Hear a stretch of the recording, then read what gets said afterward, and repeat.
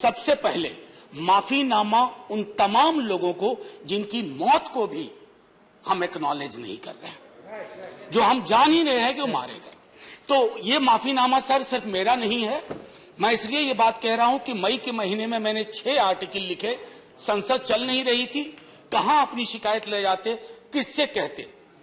मुझे भाजपा के मित्रों ने, कई साथियों ने कॉल किया, बधाई दी। मैं उनका भी एहतराम करता हूं और कहता हूं कि ये भरोसा इस सदन का है कि हम सबको एक साझा माफीनामा उन लोगों के नाम भेजना चाहिए जिनकी लाशें गंगा में तैर रही थी। किसी ने कह दिया ये, किसी ने कह दिया वो। सर दूसरी चीज, मैंने कल सेक्रेटरी जनरल साहब से ही बात करने की कोशिश की, बाकी जगह भी। किसी 2 सत्र के बीच में सर 50 लोगों की ऑबिचुअरी आज तक कभी नहीं हुई संसदीय इतिहास में। राजीव सातव की उम्र थी जाने की इस दुनिया से। रघुनाथ महापात्रा जब मिलते थे गले लगाते थे, बोलते थे जय जगन्नाथ। अचानक में वो नहीं है। ये पीड़ा व्यक्तिगत है, आंकड़ा मैं नहीं कहना चाहता हूं, मेरा आंकड़ा, तुम्हारा आंकड़ा। अपनी पीड़ा में आंकड़ा ढूंढिए। एक व्यक्ति नहीं है इस देश में, इस सदन में, सदन के बाहर, उस सदन में जो ये कहे कि उसने किसी जानने वाले को ना खोया हो। सर पीड़ा कह सकता हूं। ऑक्सीजन के लिए लोग फोन करते थे, हम अरेंज नहीं कर पाते थे। लोग समझते हैं सांसद है, ऑक्सीजन पिछा देगा। 100 फोन में पूरे दिन में शाम को बैठ के देखते थे, सक्सेस रेट 2, सक्सेस रेट 3। हमको कौन सा आंकड़ा कोई बताएगा साहब? हमको नहीं, किसी आंकड़े की बात नहीं करनी है। हमें देखना है कि जो लोग गए वो जिंदा दस्तावेज छोड़ के गए हैं हमारे फेलियर का। मैं आपकी बात नहीं कर रहा हूं साहब। आप कहिएगा 70 साल में कुछ नहीं हुआ, मैं उसमें जाना ही नहीं चाहता।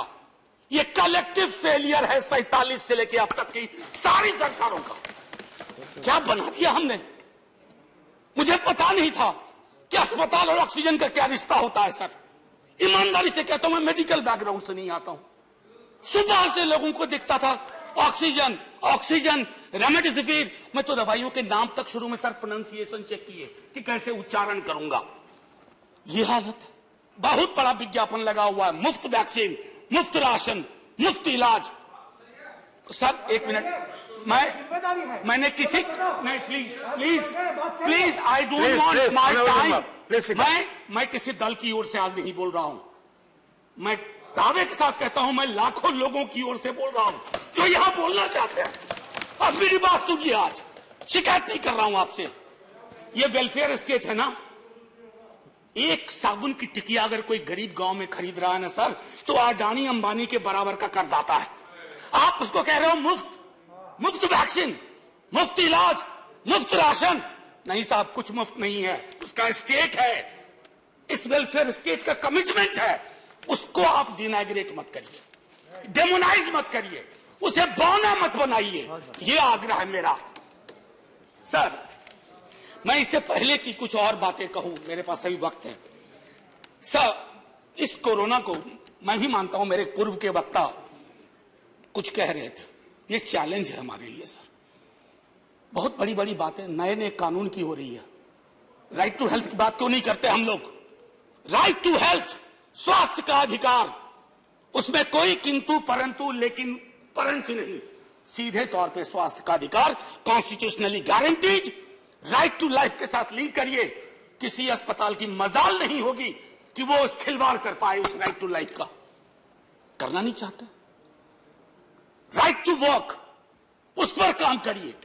पॉपुलेशन को लेकर के बहुत बातें हो रही हैं साहब। डेमोग्राफी को, डेमोग्राफर्स को छोड़ दीजिए, बड़ा संश्लिष्ट विज्ञान है, लेकिन ये हम कर सकते हैं इस सदन और उस सदन में। Right to life, right to work पर लेजिस्लेशन लाइए ताकि कोई आपदा आए। अभी तो हमारे लीडर ऑफ हाउस नहीं है, नए नए बने हैं। उनसे मैं कहता, जब वो रेल मंत्री थे, हॉस्पिटैलिटी सेक्टर के लोगों को निकाल दिया गया। इसी कोरोना काल में मैंने लगातार आवाज उठाई, कोई सुनने वाला नहीं है सर, कोई नहीं सुन रहा। अगर आप सांसद की नहीं सुन रहे हैं तो जो छोटे अदना संविदा वाले नौकरी से निकाले गए उसकी कौन सुनेगा सर? एक और अद्भुत चीज हुई इसी कोरोना के दौरान, माननीय उपसभापति महोदय, जब हाहाकार मचा हुआ था हॉस्पिटल के लिए, आईसीयू बेड्स के लिए,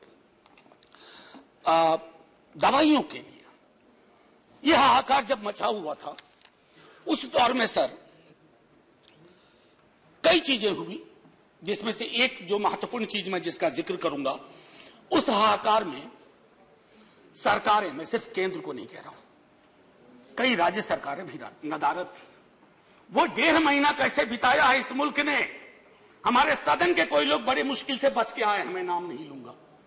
पूरे देश ने वो वक्त कैसे बिताया है, नाइटमेयर की तरह लगता है सर, डरावना लगता है।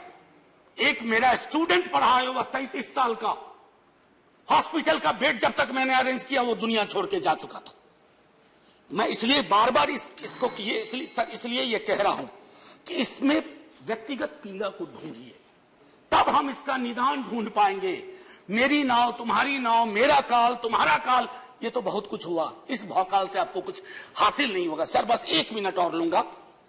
जो मैं कहना चाह रहा था, सर एक खत मैंने मृतात्माओं के नाम लिखा था, कुछ कर नहीं पा रहा था, बेबसी में एक खत लिखा जो लोग इस दुनिया से चले गए।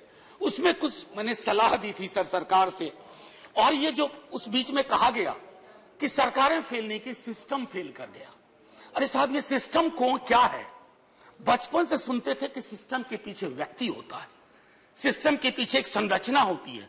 अगर वो सिस्टम फेल किया है, चाहे दिल्ली में या किसी गांव की गलियों में, तो वहां की सरकारें फेल गई। सिस्टम का नाम इसे मत दीजिए, क्योंकि यही वो सिस्टम बनाते हैं। धन्यवाद। और आप बस आखिरी टिप्पणी करने दीजिए। प्रोफेसर, धन्यवाद, आपको ज्यादा टाइम दे चुका हूं मैंने। सर बस 10 सेकंड लूंगा।